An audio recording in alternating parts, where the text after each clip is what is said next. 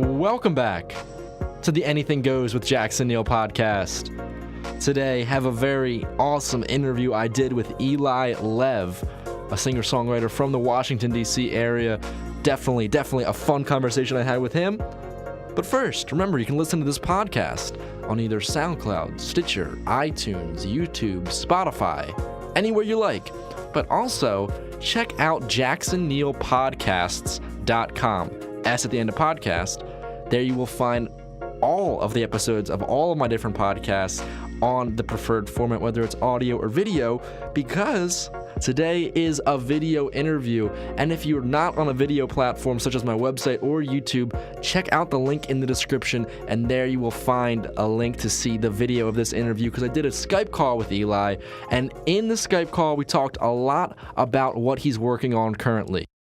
This includes his Four Directions group of projects. He just released Way Out West at the end of 2018, had in 2017 the EP All Roads East. He has one about the South, about the North. He talks about that, talks about traveling and playing shows. Just a very, very cool, internationally minded guy. He taught overseas for a little while, has a lot of cool stories, and definitely an interview I was really, really happy to have. This is my conversation with Eli Lev. Towards the end of 2018, you released the EP Way Out West. Can you just tell me a little bit about the process behind that project? Sure. So Way Out West is the second part of the Four Directions project. So the first album was All Roads East, because that's where the sun rises. So really, that's like a cardinal direction. This is all based on kind of like Navajo cosmology. I was a teacher down there for a few years in Arizona. So yeah, the first project was All Roads East. That came out 2017 with 5 songs, kind of like a Americana folk country record. Mm-hmm. Way Out West is kind of like the exploration of the unknown. You know what I mean? Like the frontier of like music for me. So, that I took a little more risks and did like some detuned mandolins and some, like more involved harmonies and stuff. So those are the 2 albums out now, and then Deep South is coming the end of this year, and then True North after that. So 4-album series. Wow, I wanted to mention that I saw that there's all these different directions, and they're all kind of connected for you. You said right there that you spent some time in in Arizona with and this is based off Navajo cosmology, you said? Yeah, I mean, we're used to kind of like a straight ahead, past, present, future kind of timeline. And I was introduced to just a different way of thinking about things when I was a teacher there, just out of college. Mm-hmm. I went down there, and it's a lot more holistic instead of progress. You know what I mean? Like you want to strive for balance, you know what I mean? And equilibrium, which is great. And so that's why those 4 directions are so important, because you always know where east is, you always know where west is, you always know south and north, so you know where you are. You know what I mean? Because if you didn't have those kind of like places, yeah, exactly, to make sure you know where yourself is, then you can get lost out there, kind of thing. So this was like a way for me being like, okay, I'm starting music, I have no idea what I'm doing. At least I have this 4-direction process to guide me through, you know what I mean? My first 4 EPs. So yeah, it just made sense. It's great. That does make a lot of sense. I mean, you just said starting out in music. I read that this is your second year. You're on year 2 as a professional, like full-time musician. Yeah. So I think, so I'm starting year 3. So I started Eli Lev Music LLC, November of 2017. 2016, 2017. So yeah, man, it's been, I've been a career educator. I was studied to be an English teacher. I've, lived in a few countries overseas just teaching. And I got my master's degree in language education, and I was going to be super professional and train teachers. And then I just didn't. And I started doing music instead. So wherever life takes you, I guess. Yeah, that was about 2 or 3 years ago, and it's been a really, really cool journey. It's learning a lot, just doing stuff on your own and figuring it out is part of the fun. Definitely. But yeah, man. So this is starting year 3, pretty much. Yeah. Okay, sweet. One little thing you mentioned there about your project Way Out West is almost like when think about West, maybe in the terms of this country, it was kind of like exploring, and you said like exploring new sounds for you. What kind of different sounds, what kind of different influences maybe did you have on this project that were different than previous songs you've made? Well, the way out West, I went kind of towards kind of like a fuller, almost orchestral sound. You know what I mean? Like at one point it was stripped down to just basic elements, but at the other point it was kind of opened up. The space that you're listening to the music sounds bigger. You know what I mean? Like, for example, All Roads East, I have a song, just trying to get home to see my baby tonight. Like super honky tonk. You know what I mean? Like, love it. Just like, shuffle beat all the way through, fun stuff. And then, you compare that to a song like Oh My Lord, which is the last track on Way Out West. And it's this like huge, like slide guitars with like reverb and like no percussion at all. And then just, really focusing on the lyrics. So it's just a different kind of sonic atmosphere, you could say, which is cool. Yeah, even before having this conversation where you mentioned that, I was already kind of, I guess, subconsciously picking up on that when I was listening to both of the projects, especially this morning right before this, just listening and hearing the kind of differences. And it's funny you mentioned that song, Trying to Get Home Tonight, because I remember listening to that like, oh, this is, I like this song. It's just kind of catchy. Yeah, no, it's that straight ahead Americana honky tonk, you know what I mean? Like EA stuff. But yeah, no, I love those tunes. I love, I like being grounded in folk and country and rock, but also kind of exploring, all the tools that we have today sonically. So exactly, explore all those different avenues. You mentioned that you taught overseas, and I see in a lot of your descriptions, you always mention something about being a global citizen or globally minded. So I guess where did it start with teaching overseas? Where did this kind of global outlook come about? I think it came from my upbringing in Silver Spring, Maryland. We're a pretty diverse area of the country. So I grew up with a lot of different folks from all places of the world. India, Korea, you know what I mean? Even some European folks, South America, Central America. And we, there is a kind of like a camaraderie, which is really nice. I didn't realize that wasn't the norm until I left Silver Spring, Maryland, and went to school in Indiana, where it was just, it was a little bit different. So I felt like I grew up in a environment that encouraged that, you know what I mean? That encouraged our differences and really encouraged respect too, which was really important. And I didn't realize that until, like traveling the world. I realized, oh, well, it's not like that everywhere. So I think that was the beginning. And then kind of like picking up my stuff and creating a new life every 2 or 3 years also helped me understand that, the world is a very unique place and very, diverse, but at the same time, everybody goes to bed, everybody wakes up and has breakfast, you know what I mean? Everybody wants the best for, themselves and their family. So there's a lot of universal truths that I saw. So each of those places kind of added to that feeling of a worldwide community. So that's kind of like what my music is about too. So. Definitely. What places did you teach overseas at? So I feel like Arizona is another planet. Okay. So I'm gonna count that as like another universe. If you ever spend time in the Canyonlands, Grand Canyon, Zeiss, like Bryce, Zion National Park, it's a whole nother space. So I'm gonna count that. And then also Israel for about 1.5 years in Tel Aviv. A small country called Andorra in Europe. I don't know if you've ever heard of it. I've heard of it, but I forget where exactly it is. But I've definitely heard of it.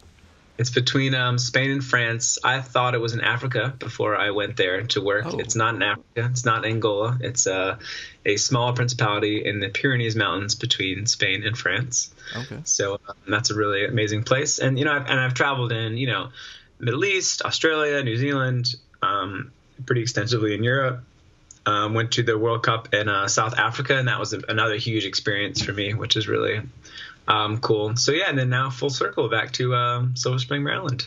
Awesome. Yeah, that's crazy. And you mentioned a little bit before I asked you about that, how this might have affected some of your music. So really, just can you dive a little bit deeper into that? How does this global outlook, having taught in different places, having visited different places, how does that influence the kind of music you make? Right. Well, I mean, it's really interesting. Like we're used to just Western music is like a 4/4 beat. You know what I mean? 1, 2, 3, 4. 1, 2, 3, 4. Have a chord. Have another chord. Have a different chord. You know what I mean? And so have a verse. Have a bridge. Have a chorus, and that's great. But you go to the Middle East, or it's like this like droning kind of like sound. You know what I mean? Mm-hmm. So I kind of tried to emulate that on Making Space. It's the first song on All Roads East. Oh, yeah. It's just dun dun ga dun dun ga dun dun dun ga dun dun ga dun dun dun ga dun dun ga dun dun dun ga dun. You know what I mean? It's a little bit different take on the traditional song structure. So incorporating things like that into my music was really fun to do, to see what happens. And I incorporated a wooden flute, native flute from Arizona on my song Treason, Way Out West.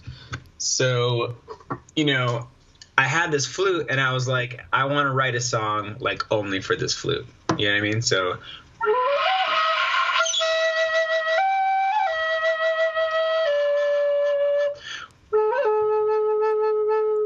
I was like, how can I like just create a song all around that sound? So I did with Treason. And that's the same. It's just got one beat. It's got one bass line all the way through the song. It's kind of like this tantric buildup of, you know what I mean, native sounds and elements. And so I was like, I finally got a song with a wooden flute in there. So each tune has like a little, you know what I mean, a little nod or a little borrowing from another like place and time and sound. So that's awesome. And thank you for bringing that out. That's such a cool. Now that you play it, I can hear it, but at first I didn't even pick up on that. So it's cool to get the little behind the scenes stories that went into that song. Right. Yeah. So that was Treason. Just kind of wrote it just so I could play a wooden flute. Sounds like a good reason to write a song to me. So something else I want to touch on is that you've played at some pretty big venues, pretty big places like Burning Man, Music on the Mall Festival, even the U.S. Capitol, open for big names like Shooter Jennings. Throughout these kind of bigger performances, what have you learned about playing live? Well, it really kind of cut my teeth playing live the first year where I was playing like 4-hour cover set shows in bars and restaurants around DC. So I learned, really quickly, you got to pace yourself. You got to know what the crowd wants. You got to kind of move and connect with people in the crowd. And now a lot of my live shows is based on audience participation. Okay. So there's a lot of snaps. There's a lot of claps. There's a lot of sing-alongs. There's some, harmonies going on.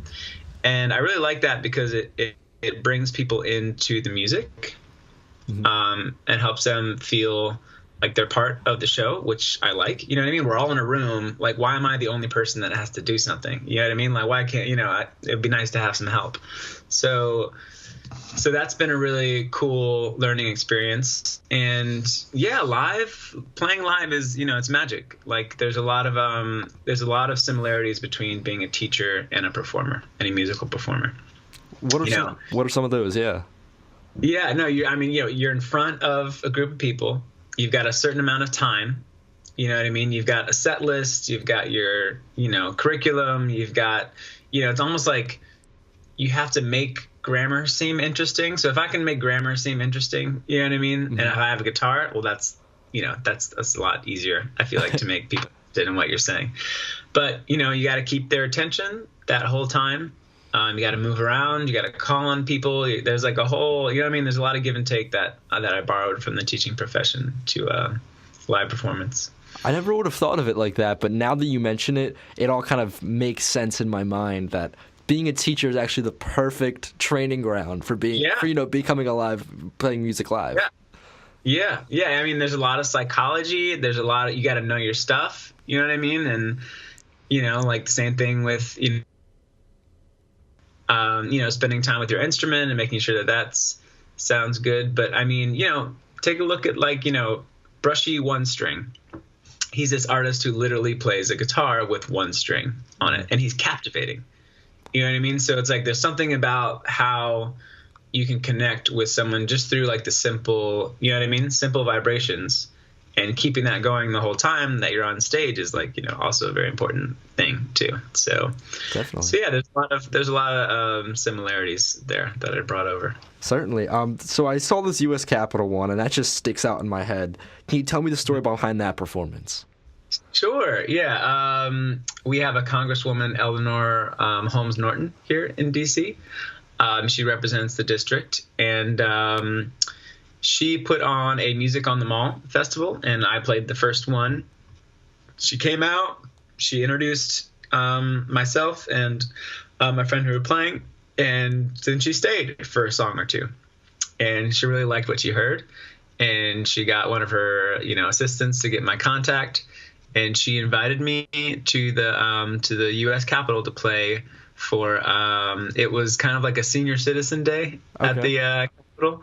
And man, it was the best audience I've ever played in front of. It was like a room packed full of our elder population here in DC, and they were singing, they were jamming. I was playing James Brown, I was playing Otis Redding, I was playing Elvis Presley, and they had these drumsticks, and they were like doing rhythms and beats, and we just had a blast in the U.S. Capitol building. And that was one of probably the third or fourth shows that I had ever done that was just like, out. So that was a really cool way to start things. that certainly is. I mean, I figured, I heard you're from Washington, D.C. I'm like, there must be something political about this interview, and I guess that's a pretty cool thing right there. Yeah. So no, it was really, really cool. And DC, we get the idea. It's like, oh, everybody's involved in politics, and everybody's like super about that. And it's like we are connected to it, but also there's a very rich creative scene because there's so much. There's so many people here from so many places that the genres really bend and mix. And like in one show, I've played a show with a brass band, electro pop DJ, and a singer-songwriter country act. You know what I mean? And the same show. So that'll happen all the time in DC, which is great. Yeah, that kind of goes into your whole global mindset of like all these people from different places, maybe like diplomats or representatives or something like that, all coming together into one city. Yeah, it's a pretty amazing place, and I know it gets a bad rap, but we've got a really cool kind of music scene here, which I'm really blessed to come up in, because I don't think I could be able to do what I'm doing in New York or Nashville or LA. DC is unique because we've got the Beltway, so in that vicinity of Maryland, Virginia, DC, there's thousands and thousands of venues. Mm-hmm. You know what I mean? Want live music. So it's a really cool place to come up in. And it's a spot where, as a musician, you might be able to get more looks your attention because, like you said, it's not New York, Nashville, or LA where there's hundreds upon even thousands of other people who are trying to do the exact same thing. You almost have the venues and the space for you to grow as a musician and actually get looks. Yeah, that's what's been happening, and it's been great. And the local music community has been really instrumental in getting me those spots, and like really kind of holding me up and like giving me love. So it's been nice. Yeah, that's awesome to hear. I want to transition a little bit to right now. You mentioned you have the third EP of these 4 projects. So just right now, I guess you're working on that. How has that been going? It's been going really cool. I mean, as a writer and as a creative, it's really it's kind of nerve-wracking because like at different points you are either closer or nearer to like the source, like this river of creativity. So for example, if I'm focusing on a single release strategy or booking a tour or something like that, I have to kind of like walk away a little bit from the river for a while. And there's always this fear that you're going to lose your way back. It's like, oh man, I haven't written in like 2 or 3 months. Like, can I ever write again? Will I ever find that river? You know what I mean? Did I leave the right breadcrumbs to get back? So when I was releasing Way Out West, it was mostly business mindset, you know what I mean? Making sure everything's set. But in the last month or two, I have found my way back to that creative source, and it's just been amazing, man. I'm in it. There's like all these songs coming out that are very different and very sound like pushing the boundaries that I thought I could do. And it's just really exciting. You know what I mean? It's like, wow, I'm back here. There's all this stuff happening. Obviously, I have to go through the whole process again. But it's nice to know that it's there and that I did not lose my way, and that I can still write songs. That's always a good thing, I guess. So it's terrifying, man. It's like, I haven't written a song in like a month or two. Like, did I lose it? Am I done? It's like, no, just like relax and get in the space, and it's right there again. So, well, I'm glad to hear that you were able to find your way back to that river. My way back. So you mentioned, the East. The sun rises out of that direction. Out west, maybe trying some different things, exploring a little bit. This upcoming one is the down south. What is the mindset behind south? Deep south, the mindset is the roots. Is, like going down to like the dirt. You know what I mean? The dirt music. You know what I mean? Like the stuff that we all have in our consciousness, in our DNA, that we don't even know. You know what I mean? That's like in our bones. So yeah, and like my mom was born in Mississippi. She grew up all over the place in Kentucky and Iowa and Ohio. But there's always been that little bit of Southern history and element in our family, which has been really intriguing to me. So it's also me like kind of going back and exploring where that comes from, going on tour on the South in a couple months, actually. So I'll be down in Florida, Georgia, Alabama, South Carolina, these places. And I'm really excited to kind of connect to the music there and the scenes there and kind of, bring that into the next project. So it's really kind of like going back home, getting down and dirty and seeing what happens. So. Sounds really fun. So you have this project, you have this tour you just mentioned coming up. Just how are you feeling about the rest of 2019? It's pretty exciting. I mean, I just came back from Europe for my first tour in Europe. I was in Spain, France, and Andorra, where I used to live for a few years. And then I've got a tour down south, a tour northeast up through your spot, through Philly and New York. So that'll be fun. Then a Midwest tour, and then at the end of the year, West Coast. So I'm gonna be doing a lot of traveling this year, which is exciting.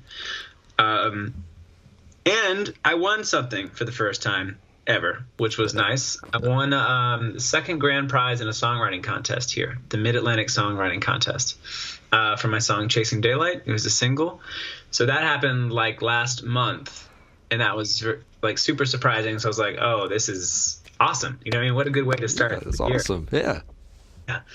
So in this creative business, there are these highs and these lows. You know what I mean? That one moment you're like, I'm a failure. Nobody likes my music. No one's listening.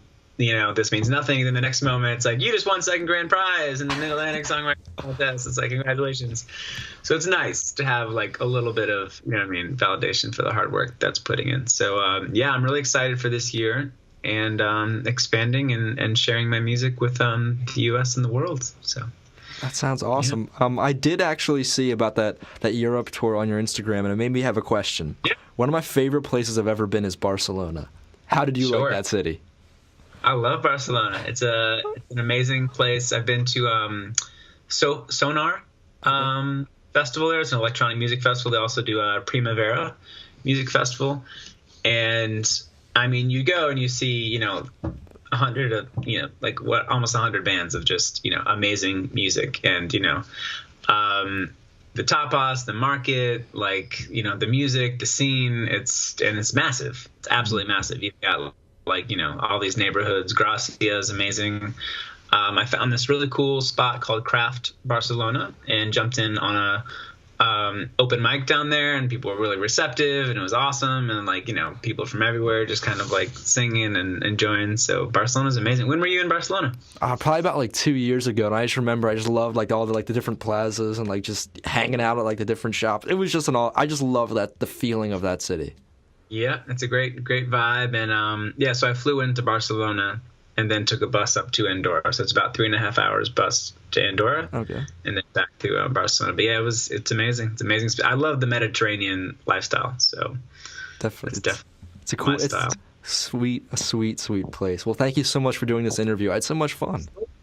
Yeah, thanks, Jackson. This is awesome. Appreciate it. Thanks for having me on. Again, a big thank you to Eli for coming onto the podcast. Talking with him was really, really fun. Really cool to hear all those stories about the different international experiences he's had.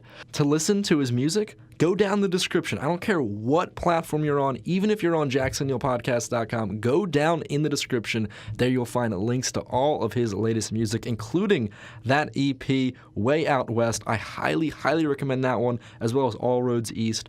If he's coming to a city near you, definitely see him out on tour.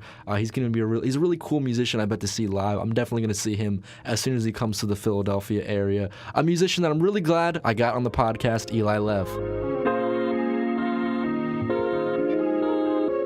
And with that, that'll wrap it up for this edition of the Anything Goes with Jackson Neill podcast. Thank you so much for listening. Remember, if you want to check out more episodes from my other podcasts, Jackson Neill Sports and Music Podcast, visit Jackson Neill Podcasts with an S at the end of the URL.com. JacksonNeillPodcast.com. Links to that in the description for every single podcast I publish. Made it real easy for you guys right on one single website. Also, if you really like my content, if you really, really are a fan of these podcasts that I do, you can become a member. There's different membership tiers for access to bonus content, a Q&A show where you get to ask me a question, early access to interviews, maybe even an interview with me, things along that line. There are a variety of membership tiers over on my Patreon page. Visit the link in the description no matter what platform you're on. There you will find links to my Patreon page, and you can become a member and support the podcast all at the same time. Also down there are links to my social media accounts at JacksonNeill20. There I post content for you guys, links to everything, some cool thoughts I have, so go give me a follow on Twitter and Instagram at JacksonNeill20. And that's all she wrote. Thank you so much for listening. I'll see you all next time.